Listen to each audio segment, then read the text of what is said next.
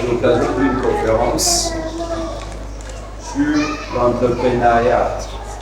Les années défi dans les années comment l'entrepreneuriat peut aussi nous permettre que l'économie na biso et madalikolo l'activité na biso ezwa prospérité et impact nango na kati ya société na biso eza nini. Sans plus tarder, nous allons demander au professeur de faire son intervention pour que à Megabo yebisa biso par rapport à la thématique et à l'élo mais oyo à l'ennemi pour la biso. Monsieur le professeur, vous avez la parole. Okay. Merci pour la parole, merci le modérateur. Les thèmes de ce jour, le modérateur l'a si bien dit, l'entrepreneuriat et croissance, catalyseur de la prospérité financière des chrétiens. Avant de commencer, j'aimerais d'abord fixer l'opinion. Je dis, rappeler c'est quoi l'entrepreneuriat. C'est quoi l'entrepreneuriat et la croissance. C'est quoi la prospérité financière et c'est qui un chrétien. Entrepreneuriat, le mot vient du verbe entreprendre. Entreprendre qui veut signifier initier quelque chose. Prendre en main quelque chose. Commencer une activité génératrice de revenus. Mais entreprendre, il y a deux verbes qui ressortent de ces verbes. Nous avons entrer et nous avons prendre. Ce sont des verbes d'action. Pour entrer, on doit se mettre en mouvement. Pour prendre aussi, on doit poser là. Donc l'entrepreneuriat relève des gens qui sont actifs. Des gens qui peuvent se mettre en mouvement.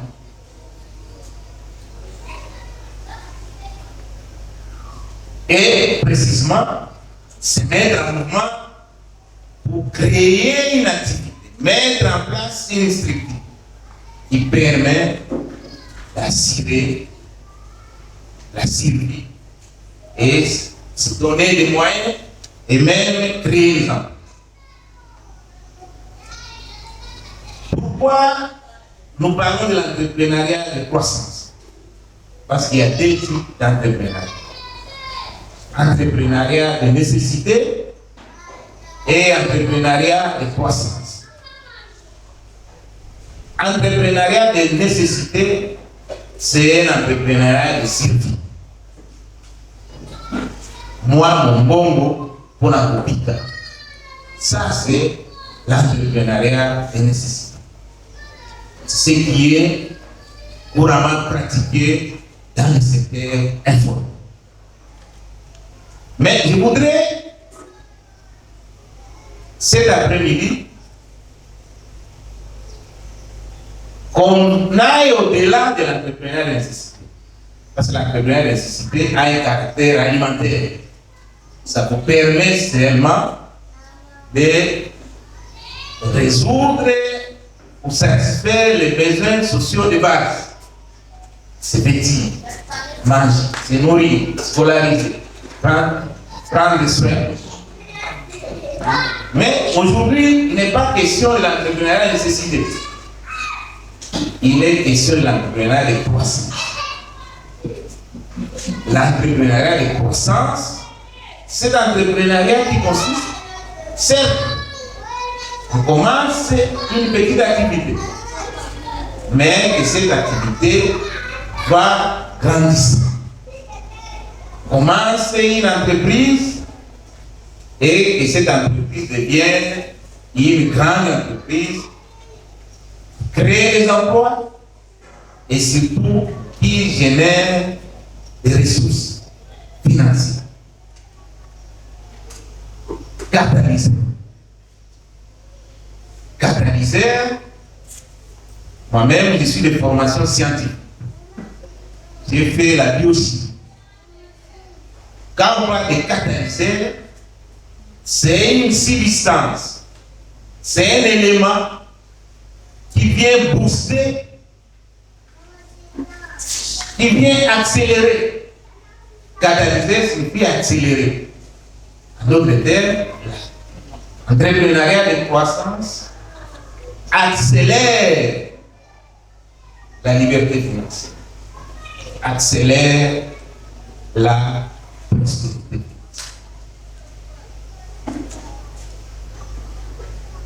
Prospérité financière. La Bible nous demande, nous devons prospérer comme prospère notre âme. Mais, j'ajoute, au-delà de l'âme, nous devons avoir une prospérité financière. C'est la richesse.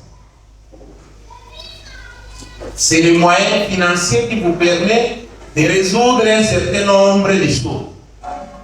Ce sont les moyens financiers qui contribuent à la croissance de notre économie. Chrétien.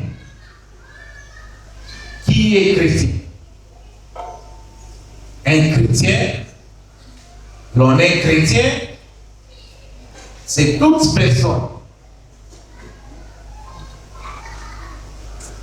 qui a reçu le Seigneur Jésus-Christ comme Seigneur et Sauveur.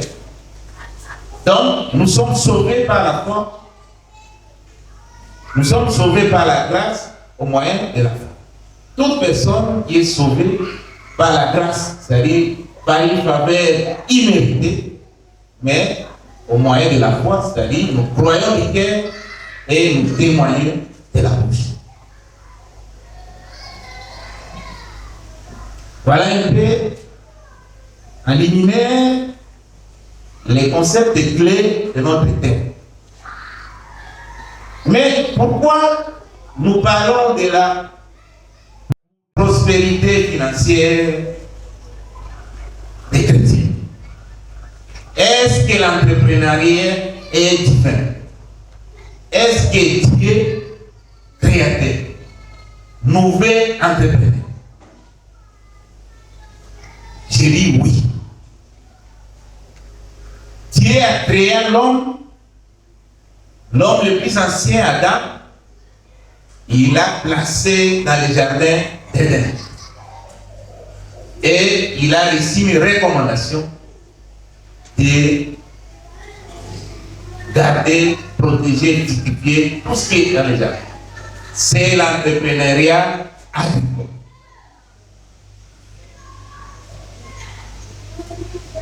Notre père par la foi, Abraham, qui est le symbole de la prospérité financière pour nous chrétiens.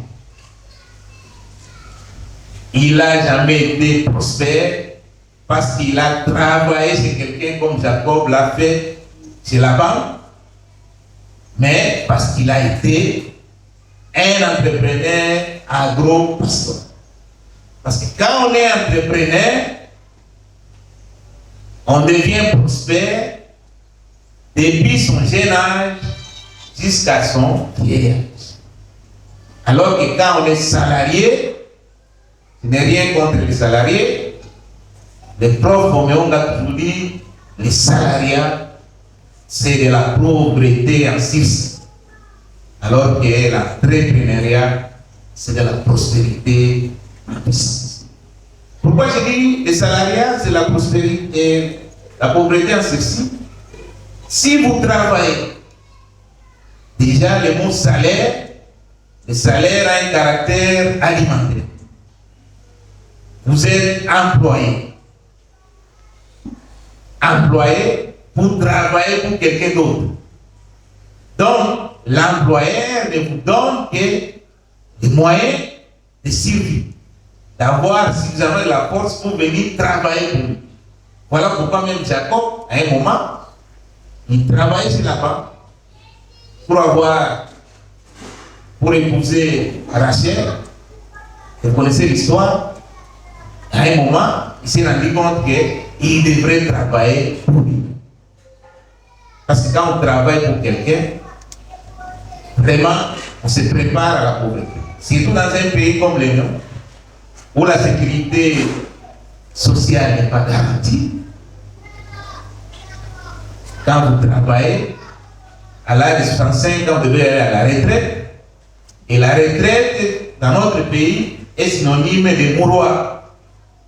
Voilà pourquoi, même nous, professeurs, il y a des professeurs qui ont 100 ans, mais ils ne veulent pas aller à la retraite, parce que la retraite, dans notre pays, c'est synonyme de mouroir.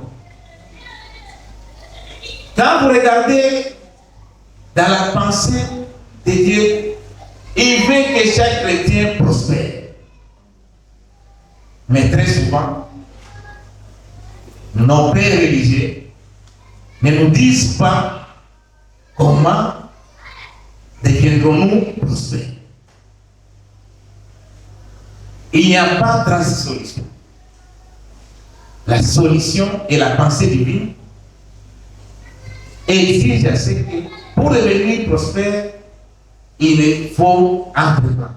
Il faut être entrepreneur. Et l'entrepreneuriat, ça se passe dans 4 secteurs. Entrepreneur agricole, comme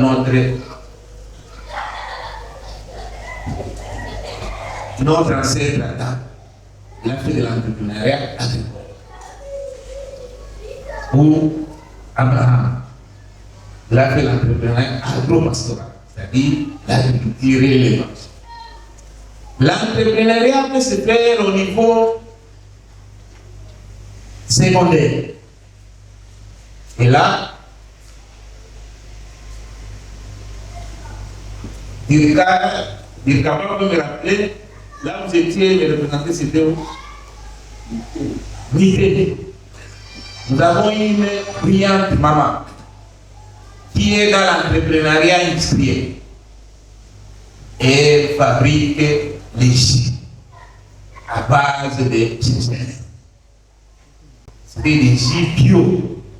Donc, on peut entreprendre dans le secteur industriel ou manufacturier.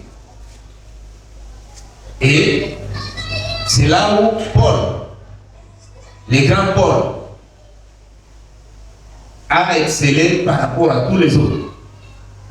Paul, tout en étant prédicateur, il était fabricant de tentes.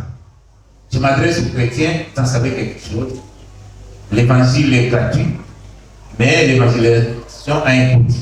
Voilà que Paul, qui est un des meilleurs prédicateurs de la parole de Dieu, il s'est aussi lancé dans l'entrepreneuriat. Il fabriquait des tentes.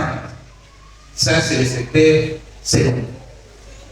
L'entrepreneuriat peut se faire dans le secteur tertiaire, les commerces. Par exemple, nous avons une maman aussi de la fondation, Maman Bibi, qui est présente ici. Elle est dans les commerces. L'entrepreneur commerce. L'entrepreneuriat peut se faire au secteur quaternaire. Nous sommes à l'ère de l'économie numérique, l'Internet. Aujourd'hui, les jeunes gens sont devenus prospères. Et j'aime toujours donner l'exemple d'un jeune peut être considéré comme un laissé-pour-compte qui s'est lancé dans l'entrepreneuriat numérique. Ken Piana, c'est quelqu'un qui n'a pas fait de grandes études, mais qui s'est lancé dans l'entrepreneuriat numérique. à ce jour, ce jeune homme qui est intellectuellement limité et se trouve en Europe avec toute sa famille, seulement en créant une télévision en ligne, ce que nous appelons YouTube. Voilà, grâce à ça, cette activité, aujourd'hui, il s'est expatrié avec sa famille. Donc, l'entrepreneuriat a beaucoup plus d'avantages. Et je vais peut-être vous scandaliser. Quand nous disons chrétiens, c'est parce que nous sommes les disciples de Jésus-Christ. Mais il est arrivé un moment, comme il avait prédit, Jésus-Christ est mort, crucifié. Et à l'époque, je m'imagine, la Bible ne le dit pas, et il n'y avait pas de mort. Donc, quand quelqu'un meurt, en tout cas, au soir, il faut l'inhumer. Et nous savons la fougue qu'avait Pierre. Nous savons les disciples que Jésus aimait beaucoup, Jean. Mais ils ont pleuré. Mais il viendra le moment pour inhumer Jésus-Christ. Frères et sœurs, tous ces disciples engagés, perspicaces, on n'a vu personne. Quel disciple qui est venu, c'est Joseph d'Arimathée. Vous êtes chrétien, vous connaissez. Et son nom a été inscrit dans la Bible parce que Joseph était un entrepreneur. Et quand il est arrivé, pendant que tout le monde pleurait, se demandait comment enterrer Jésus-Christ, lui qui n'était pas même parmi les 12 apôtres, il a compris qu'il s'est posé un problème. Le problème, c'était le problème, il fallait disposer de l'argent. Aujourd'hui, même chez nous, le sépulcre, c'est à peine de 2500 $. Voilà, quand il arrive, pourquoi le maître n'est pas encore enterré? Il n'a pas de temps. Parce qu'il était entrepreneur, il est allé rencontrer Pilate, gouverneur. Et il a demandé le corps, il a donné. Voilà pourquoi. Et il y a beaucoup d'illustrations dans la Bible pour démontrer comment l'entrepreneuriat peut rendre quelqu'un prospère et être respecté dans la société. Mais l'entrepreneuriat, quand on parle d'un entrepreneur, c'est aussi un preneur de risques. On ne peut pas entreprendre si on n'a pas les coûts du risque. Et très souvent dans notre pays, les jeunes gens se plaignent. Ils disent, prof, comment allons-nous entreprendre alors que nous n'avons pas assez de moyens financiers? Les défis financiers, semble-t-il, seraient un handicap. Moi, je dis non.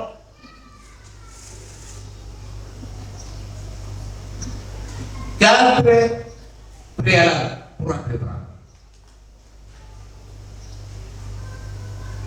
C'est le même simple. Premier préalable. Il faut disposer de 40% de courage. Donc l'entrepreneuriat est du coup de courage.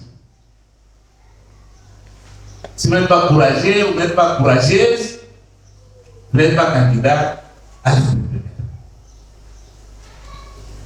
Deuxième préalable, 40% du coût de risque. L'entrepreneuriat, il faut être riscophile. Parce que nous avons deux types d'hommes. Nous avons les riscophiles et les riscophobes. Les riscophiles, ce sont des gens qui ont le goût du risque. Qui ne risquent rien, n'a rien. Alors les risques forts, ce sont des gens qui ont l'aversion au risque. Ils ne veulent pas prendre les risques. Troisième critère au préalable. Il faut 10% de résilience. C'est quoi la résilience? À Lingala, la résilience signifie mobilité. Ça veut dire quoi?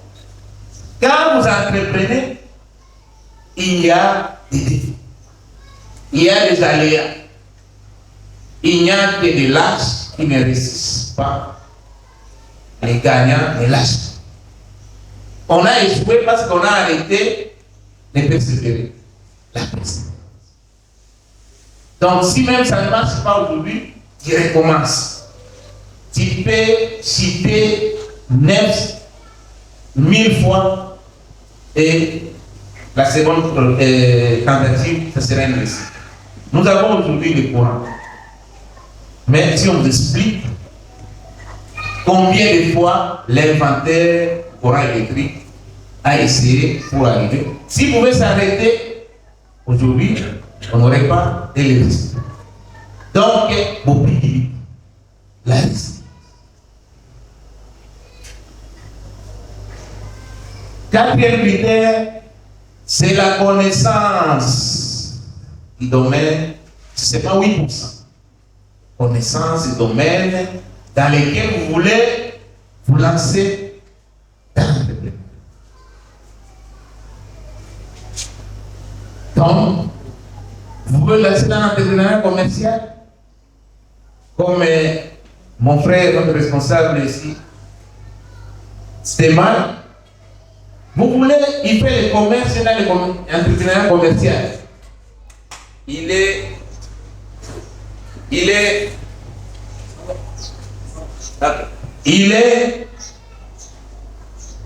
habillé. Donc, pour habiller les gens, pour commercialiser les vêtements, on vous demande d'avoir un fisc 8% et soit de 10. Et la qualité de 10. Mais il n'y a que 2% seulement. Vous voyez que si les 100%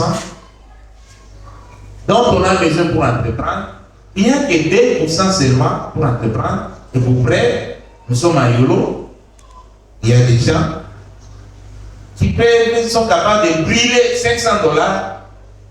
Je ne sais pas si dans la salle, il y a des gens qui ont déjà été à Capet ou à Pullman. Vous voyez qu'on peut gaspiller $500. Alors que les $500, si vous donnez à un autre garçon ou une autre fille, d'ici 20 ans, d'ici 5 ans, il deviendra prospère. Donc, les défis financiers, ce n'est pas un défi qui peut empêcher quelqu'un d'entreprendre. Pourquoi? Parce que pour nous chrétiens, on dit toujours, tout ce qui commence petit, finit grand. Nous avons un exemple ici, quand vous sortez, j'ai un jeune homme qui, chaque jour, il a son bureau. Et ce bureau, c'est quoi? Il est en train de... Comment on appelle ça? Des noms. C'est aussi une forme d'entreprise. C'est un homme. S'il persévère, mais s'il a aussi un minimum de gestion, c'est un homme, c'est pareil. Je ne le dis pas comme prophète, mais c'est de manière factuelle, il peut devenir demain. Vous avez l'histoire de Dokolo. Vous avez l'histoire d'Emba Saolona. C'était un simple planteur à l'Équateur. Je crois qu'il y a des gens de l'Équateur qui sont ici. Il a commencé seulement à planter les cafés et il est devenu le patron des bateaux. Il a eu même une flotte aérienne. Il a eu des eaux. Il a eu. quand vous qui tombez, au départ, l'église c'est quoi? Un forgeron. Ou quelque chose de ce genre. Mais qui sont, quand il a reçu une opportunité de l'église catholique, église humaniste, et vous connaissez l'histoire de Kissondo, c'est parmi les entrepreneurs à succès dans le monde. Et vous pouvez aller, on peut multiplier des exemples. Et là, ça existe quoi? C'est qu'on peut considérer aussi comme un sixième critère, c'est la gestion. Et nous avons des types de gestion. Il y a la gestion parcimonieuse et nous avons la prodigalité. La prodigalité, c'est la propension, la tendance à gaspiller l'argent. Et le mot prodigalité a une origine biblique. Il y a un récit dans la Bible où un enfant a réclamé son héritage à son père. Donnez-moi ma part d'héritage. Or, nous savons, en droit civil, l'on ne peut parler de l'héritage que quand on a constaté le décès ou la mort des couilles, des géniteurs. Mais cet enfant, il est venu là demander à son père, donnez-moi ma part d'héritage. Or, l'héritage n'a le sens que quand les parents sont déjà morts. Mais du vivant de son père. Après, si c'était ici à Kim, on allait dire que non, moi, on a ça tout. C'est que, à son handicap, papa n'a pas fait il peut pas ça. Mais papa, des grands cœurs, il a cédé. Il lui a donné sa part d'héritage. Et il connaissait la suite. Il est allé, il s'est même retrouvé dans une porcherie. Et quand il est revenu, et il a eu ce qu'on appelle enfant prodigue. Donc, la prodigalité a une origine biblique. Donc, la gestion, c'est quelque chose. Et il y a un collègue, dans les années 80, avait mené une étude dans notre pays. Et il est arrivé à la conclusion, j'ai dit à 80, selon laquelle il a constaté que dans notre pays, ceux qui font preuve de parcimonie, la parcimonie, c'est la tendance à épargner. Il a constaté que les peuples Mukongo ou les Nekongo étaient caractérisés par la parcimonie, tendance à épargner, alors que les peuples Mungal étaient caractérisés par la prodigalité. J'ai dit ça dans les années 80. Je dis toujours les vérités scientifiques qui sont provisoires.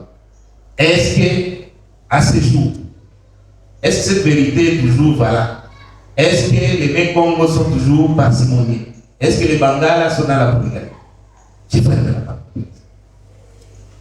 Donc, la gestion aussi, et chez moi, au Maniema, on dit toujours la richesse, c'est l'expression chiffrée de l'intelligence. En d'autres termes, ceux qui osent mailler, okoki kobota mana, libota, oza na makoki mingi te, mais okokufa mobola te. Donc, la prospérité comme la pauvreté, c'est un choix. Ça ne tient pas compte de l'origine ou de la famille à laquelle nous appartenons. Donc, la gestion est quelque chose d'important si on veut entreprendre. Celui qui commence aujourd'hui petit, s'il fait preuve d'une gestion parcimonieuse, demain, on va l'appeler Moupao. Et parfois, je suis même scandalisé. Ça fait plus d'une dizaine d'années que je forme la jeunesse estudiantine. Mais quelle n'a pas été ma déception?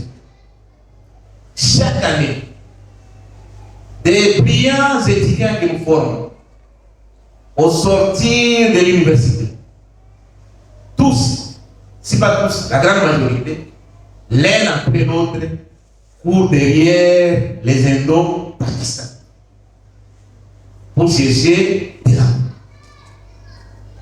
Et pourtant, ces Indo-Pakistanais, pour la plupart, soit qui sont des semi-lettrés, soit qui sont des gens qui n'ont pas fait de grandes études.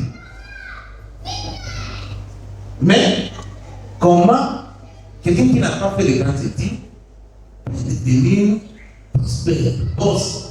Ici on les appelle mon parents. Mais vous qui avez fait 18 ans, depuis l'école primaire jusqu'à l'université, mais pourquoi? Parce que nous caressons toujours ces rêves depuis la colonisation. Les Belges nous ont mis dans la tête que le travail, c'est l'administration. Un vierge. Les Belges nous disent que non, il faut.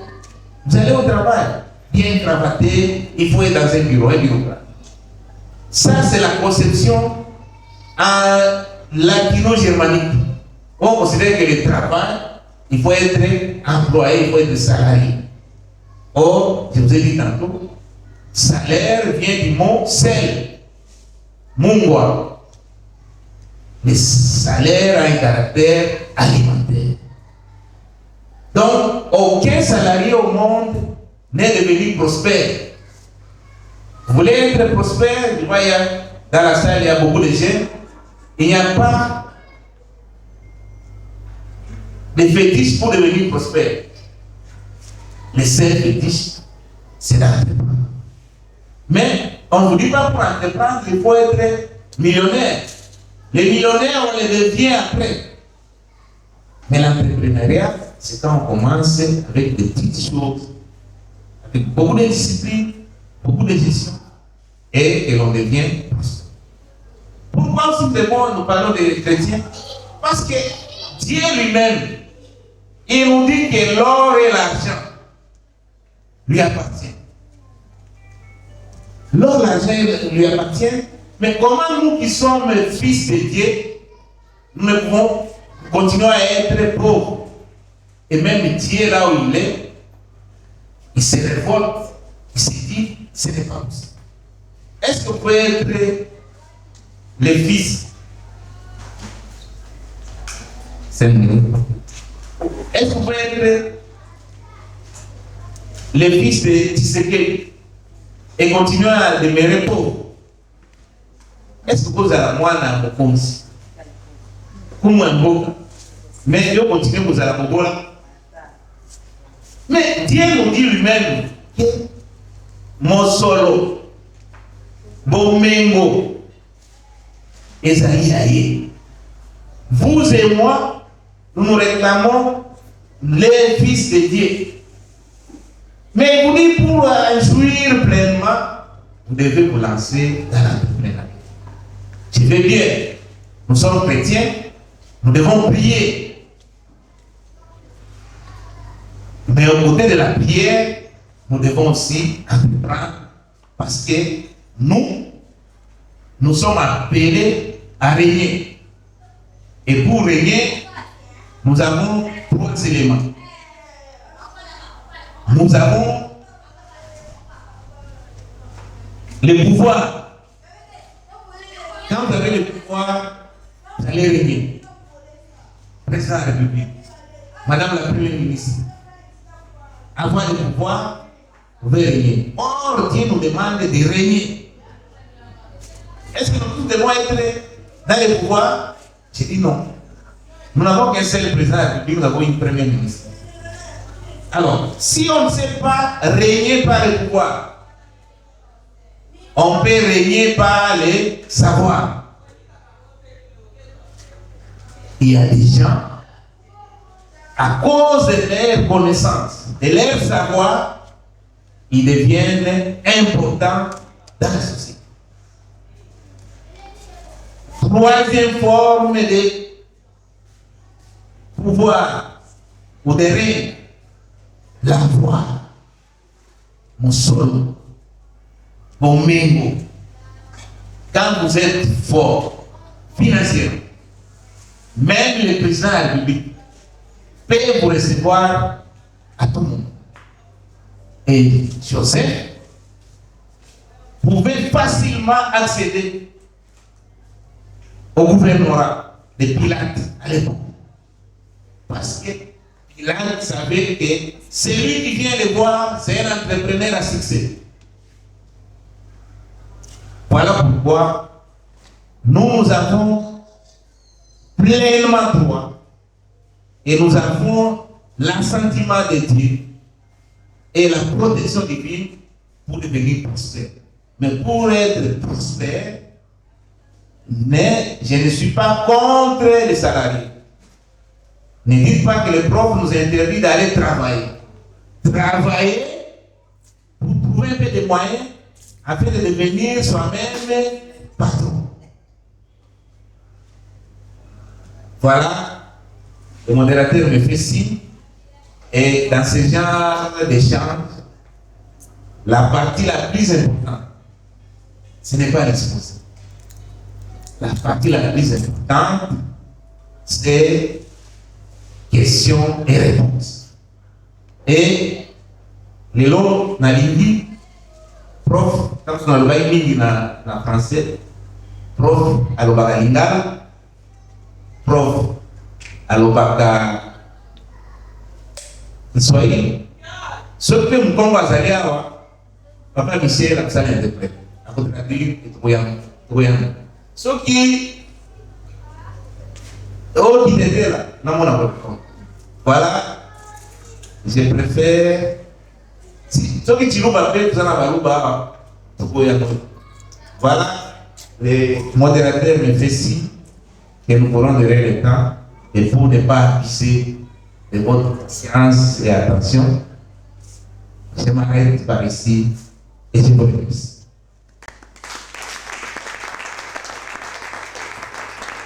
Merci beaucoup, monsieur le professeur. En tout cas, nous sommes bénis. Scientifiquement, oui, et spirituellement aussi, parce que vous avez parlé de la Bible. Alors, entreprendre, c'est initier une activité génératrice de revenus. Nous devons passer de l'entrepreneuriat de nécessité, qui ne consiste qu'à la serverie, mais passer plutôt à l'entrepreneuriat de croissance. Dieu veut voir l'homme entrepreneur. Donc c'est le plan de Dieu.